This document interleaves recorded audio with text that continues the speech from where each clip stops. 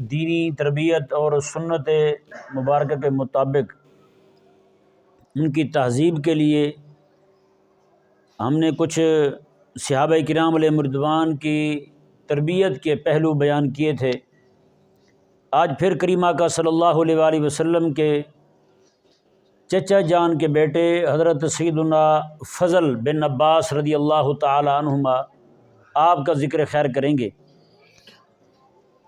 حضرت سیدنا فضل بن عباس رضی اللہ تعالی عنہما آپ کریم آقا علیہ الصلوۃ والسلام کے چچا کے بیٹے ہیں، اور آپ کے والد جو ہیں وہ حضرت عباس رضی اللہ تعالی عنہ ہیں، اور آپ کے چچا سید الشہداء حضرت امیر حمزہ رضی اللہ تعالی عنہ ہیں، اور آپ کی اماں جان جو ہیں وہ حضرت ام فضل ہیں، حضرت ام فضل، آپ کی کنیت ام فضل تھی۔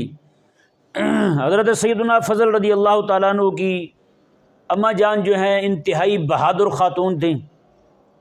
جس وقت اللہ تبارک و تعالیٰ نے بدر کے اندر اہل ایمان کو فتح اور غلبہ عطا فرمایا، تو غلبہ پانے کے بعد جیسے اطلاع پہنچی مکہ مکرمہ میں، ابو لہب جو ہے یہ بدر میں نہیں آیا تھا، ابو جہل آیا تھا، وہ وہیں مارا گیا تھا۔ ابو لہب جو ہے یہ بدر میں نہیں آیا تھا، یہ وہیں رہ گیا تھا مکہ مکرمہ میں۔ جیسے وہاں اطلاع پہنچی کہ اللہ تبارک و تعالیٰ نے اہل ایمان کو فتح عطا فرمائی، اہل اسلام غلبہ پا گئے، تو حضرت فضل رضی اللہ تعالیٰ عنہ کی جو اماں ہیں حضرت ام فضل رضی اللہ تعالیٰ عنہ، آپ اسلام قبول کر چکی تھی لیکن اسلام کو ظاہر نہیں کیا تھا۔ جیسے ان کو اطلاع پہنچی نا کہ آقا علیہ السلام کو اللہ تعالیٰ نے فتح عطا فرمائی ہے، تو انہوں نے زور سے اللہ اکبر کہا، یعنی تکبیر کا نعرہ بلند کیا۔ جیسے زور سے اللہ اکبر کہا تو ابو لہب جو ہے وہ پیچھے آ رہا تھا، اس نے سنا، اور اکیلے آپ نے نہیں کہا بلکہ آپ کا جو غلام تھا حضرت عباس رضی اللہ تعالیٰ عنہ کا، وہ بھی ساتھ تھا، کنویں پہ پانی بھرنے کے لیے آئے ہوئے تھے۔ اس نے وہیں پہ آ کر کے حضرت عباس رضی اللہ تعالیٰ عنہ کے غلام کو پیٹنا شروع کر دیا۔ اس نے کہا تم بھی ان کے ساتھ کیوں ہیں، یہ کیا ہوا بھائی، اللہ اکبر۔ جب اس نے مارنا شروع کیا تو حضرت عباس رضی اللہ تعالیٰ عنہ کی زوجہ محترمہ جو ہیں وہاں پر چکھاٹ پڑی ہوئی تھی، بہت بڑی لکڑی پڑی ہوئی تھی، آپ نے وہ اٹھائی اور اس کو ٹھوک دی ابو لہب کو۔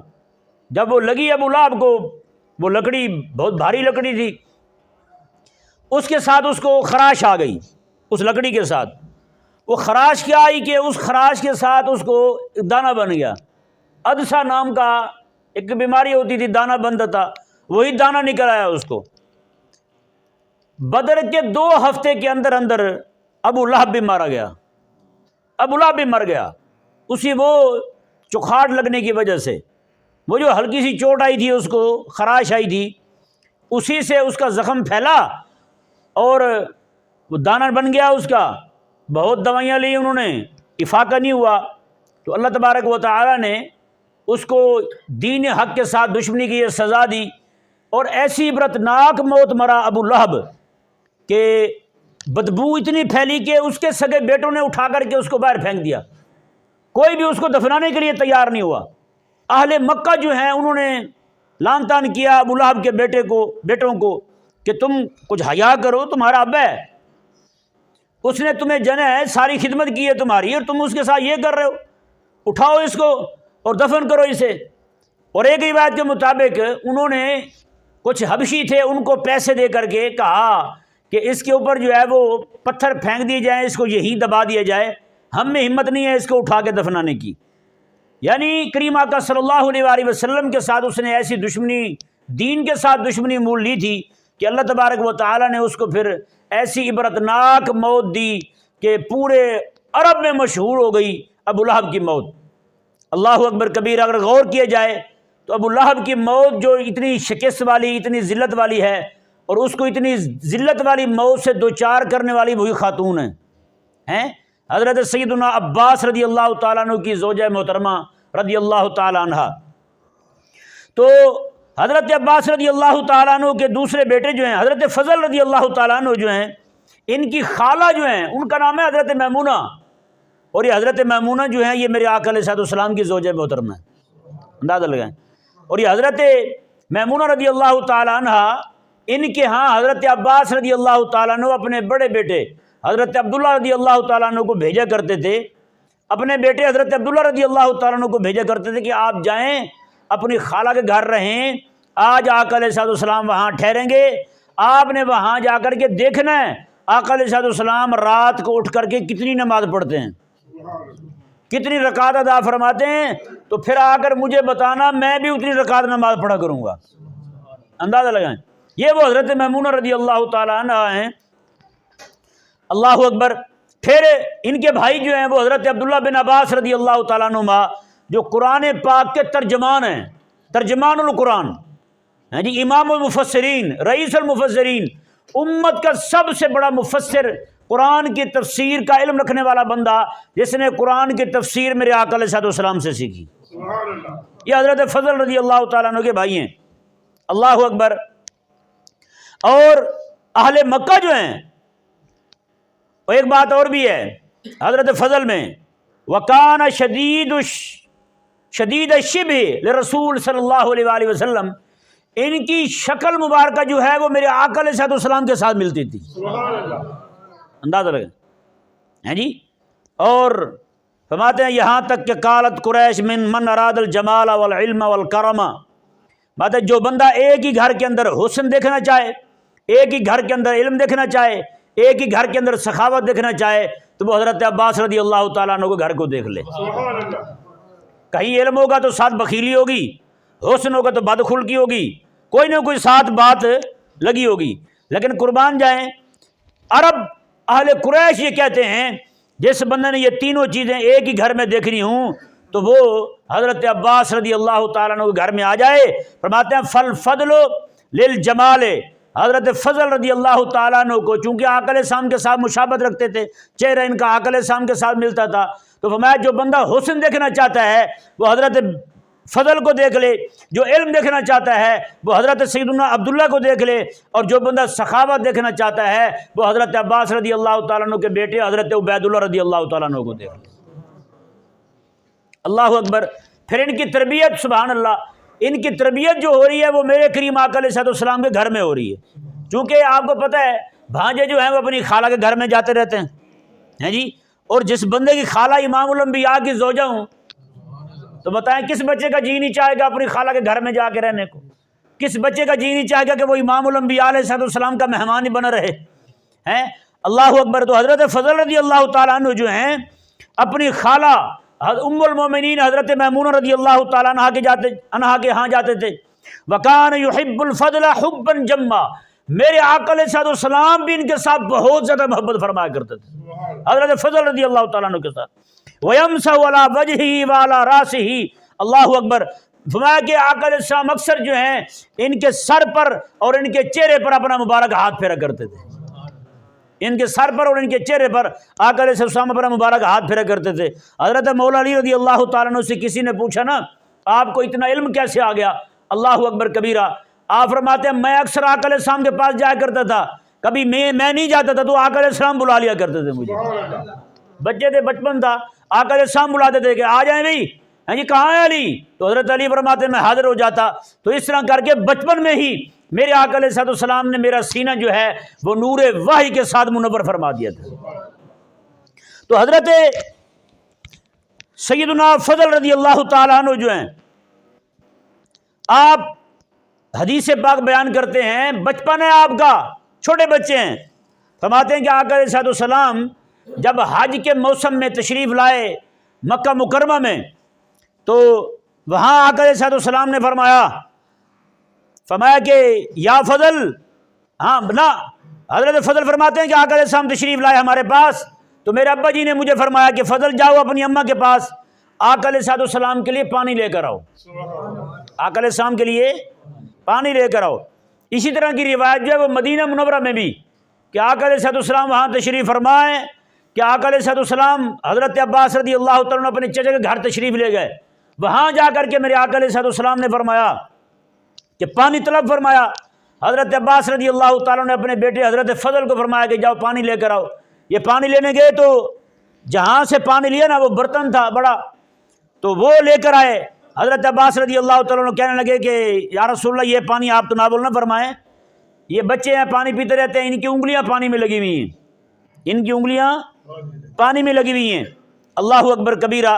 میرے کریم آقا صلی اللہ علیہ وآلہ وسلم نے ارشاد فرمایا اس کے نہیں مجھے یہی پانی پلاؤ، مجھے یہی پانی پلاؤ۔ اللہ اکبر۔ کہتے ہیں جی فشارب منہ، آقا علیہ السلام نے پانی پیا، پانی پینے کے بعد اور اگلے الفاظ، یہ تو یہاں پہ مدینہ منورہ کی بات ہے، مکہ مکرمہ کی، مکہ مکرمہ میں زمزم پلانے پر مامور تھے حضرت عباس رضی اللہ تعالیٰ عنہ، یعنی زمزم پلانے کی ذمہ داری ان کی تھی، حضرت عباس رضی اللہ تعالیٰ عنہ کی، تو یہ پانی پلا رہے تھے۔ آقا علیہ السلام وہاں تشریف لائے۔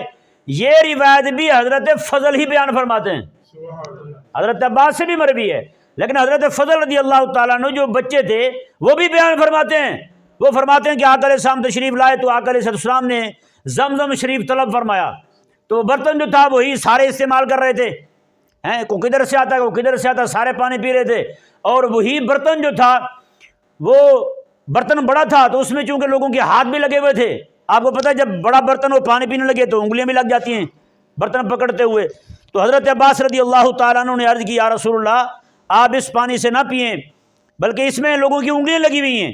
اللہ اکبر۔ میرے آقا علیہ السلام نے فرمایا اسکونی مما شرب الناس، میرے آقا علیہ السلام نے فرمایا مجھے بھی اسی برتن میں پانی پلاؤ جس برتن میں دوسرے لوگ پانی پی رہے ہیں۔ اندازہ لگا، یہ ہے وہ چیز۔ شارع کہتے ہیں ہذہ الکلمات النورانیہ، فرماتے ہیں یہ ہیں وہ نورانی کلمات جنہوں نے حضرت سیدنا فضل رضی اللہ تعالیٰ عنہ کے دل کے اندر عاجزی اور تواضع پیدا کر دی تھی۔ ہاں جی، حضرت امام حسن رضی اللہ تعالیٰ عنہ جا رہے ہیں، سواری پر سوار ہیں، آپ نے دیکھا چند مساکین جو ہیں وہ بیٹھے ہوئے کھانا کھا رہے ہیں، انہوں نے دعوت دی امام حسن کو آپ آئیں آپ بھی کھائیں۔ امام حسن رضی اللہ تعالیٰ عنہ اسی وقت سواری سے اترے اور ان کے پاس بیٹھ گئے کھانا کھانے کے لیے۔ ساتھ فرماتے کیا ہیں؟ فرماتے ہیں تکبر کرنے والا بندہ میرے رب کو پسند ہی کوئی نہیں۔ یہ فرمایا اور یہ فرمانے کے بعد آپ نے فرمایا دیکھو بھی بات سنو درویشو، میں نے تمہاری دعوت قبول کی ہے، اب میں تمہیں دعوت دیتا ہوں تم میرے گھر میں آؤ کھانا کھانے کے لیے۔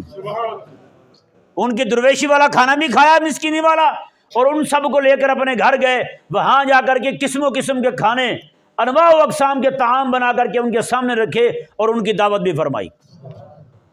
ہیں جی، حضرت سیدنا میاں شیر محمد رحمہ اللہ آپ کے پاس آئے نا، کسی علاقے کے وڈیرے تھے تو ان کے ساتھ ایک میراثی بھی تھا، آپ کو پتہ ہے پہلے خدام رکھتے تھے نوکری کے لیے اس طرح کے، وہ لے کر آئے ساتھ، تو جب اندر جانے لگے تو باقی سارے اندر چلے گئے، جو وڈیرے تھے نواب تھے جو، اسے باہر ہی بٹھا دیا میراثی کو کہ تو باہر بیٹھ۔ تو آپ نے اپنے ان مریدوں کو فرمایا کہ یار اسے بھی بلائیں، کھانا آ گیا ہے۔ انہوں نے کہا نہیں جی وہ کمی ہے، اس کو باہر ہی بیٹھنے دیں، آپ بس تناول فرمائیں اور ہمیں دیں۔ حضرت میاں شیر محمد رحمۃ اللہ نے فرمایا اچھا، ان کو بٹھا دیا، وہ وہیں کھانا کھانے لگے۔ حضرت میاں شیر محمد رحمۃ اللہ اندر گئے، ایک برتن میں کھانا ڈالا اور کھانا لے کر کے سیدھے اسی کے پاس آ گئے، وہ میراثی کے پاس، اسے جا کر کے گئے۔ وہ حیران ہو گیا کہ میاں صاحب کھانا میرے لیے اٹھا کے لائے ہیں۔ اب فرمایا کہ یار حیرانی والی کوئی بات نہیں ہے، اکٹھے کھائیں گے، اکٹھے کھائیں گے ہم۔ تو جب اکٹھے کھانے لگے تو اس نے وہ حیران ہو گیا، اس نے کہا حضرت میں میراثی ہوں، میں تو کمی ہوں۔ فرمایا کن کا؟ ان کا۔ میں بھی، تو بھی کمی، میں بھی کمی ہوں، مدینے والے کا ہماری ذات ملتی ہے۔ اللہ اکبر، ہماری قوم ایک ہے، ذات ایک ہے۔ جیسے یہ فرمایا اللہ اکبر کبیرہ، کیا یار وہ لقمے کھائے تھے میاں شیر محمد رحمۃ اللہ نے اس بندے کے ساتھ، ہیں جی، اللہ تبارک و تعالیٰ نے آنن فانن اس کے دل کی دنیا بدل دی جناب۔ ہیں جی، وہی جو آتے ہوئے ان کے کپڑے لوتڑے اٹھا کے آیا تھا، اب جاتے ہوئے وہی جو ہیں وہ وڈیرے سارے اس کے کپڑے اٹھا کے جا رہے ہیں جی، ایسا رنگ چڑھا دیا حضرت میاں شیر محمد رحمۃ اللہ علیہ نے۔ تو بھئی صوفیاء جو ہیں ان کی تعلیمات یہ ہیں، ان کی تعلیمات یہ ہیں، انہوں نے جو عاجزی سیکھی ہے نا وہ میرے آقا صلی اللہ علیہ وآلہ وسلم کی اس حدیث مبارکہ سے سیکھی ہے۔ آج کوئی بندہ کسی کے پاس چار پیسے آ جائے وہ کہتا ہے میں اس کے ساتھ بیٹھ کے کھانا کیوں کھاؤں؟ اللہ اکبر کبیرہ۔ حضرت عمر رضی اللہ تعالیٰ عنہ کا زمانہ مبارک ہے، ایک بندہ جو ہے اس کے ہاتھ کو کوئی تکلیف ہے، سنیں ذرا غور کے ساتھ، تو لوگ یہ سمجھتے ہیں کہ اس کے ساتھ جو بندہ کھانا کھائے گا وہ بھی اسی طرح بیمار ہو جائے گا۔ اللہ اکبر کبیرہ۔ باقی سارے کھانا کھا رہے ہیں، وہ اکیلے بیٹھے ہوئے ہیں، حضرت عمر رضی اللہ تعالیٰ عنہ نے فرمایا کہ ہاں بھائی تو نہیں کھاتا؟ ان کو پوچھا ہاں بھی اس کو نہیں کھلاتے؟ انہوں نے کہا یہ بیمار ہے نا۔ حضرت عمر رضی اللہ تعالیٰ نے اس کا وہی ہاتھ پکڑ کے سالن میں اس طرح ڈبو دیا، میں لے بھی ہن کھاؤ۔ میں اتنے ڈر لگتے تمہیں؟ میں یہ اللہ تعالیٰ کی طرف سے آتی ہے، کسی بندے کی طرف سے نہیں آتی۔ اب اس کو دیکھو، ایسے لوگ چھوت چھات کا جو مسئلہ ہے نا، جناب اس کو فلانا مسئلہ ہے تو مجھے لگ جائے گا، اس کو فلانا تو مجھے لگ جائے گا، بھائی نہیں لگتا۔